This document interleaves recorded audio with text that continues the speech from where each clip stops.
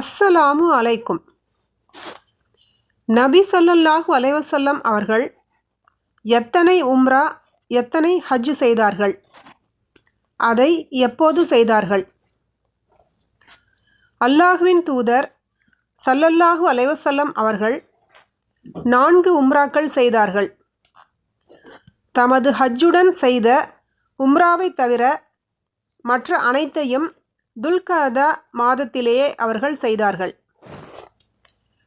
ஹுதைபியாவிலிருந்து அல்லது ஹுதைபியா ஒப்பந்தம் நடந்தபோது துல்கஅதா மாதத்தில் செய்த உம்ரா. அடுத்த ஆண்டு துல்கஅதா மாதத்தில் செய்த உம்ரா.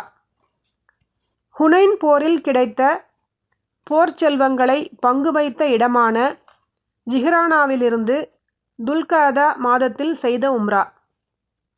அவர்கள் தமது ஹஜ்ஜுடன் செய்த உம்ரா ஆகிய 4மே அவை. நபி ஸல்லல்லாஹு அலைஹி வஸல்லம் அவர்கள் ஒரே ஒரு ஹஜ் மட்டுமே செய்தார்கள்.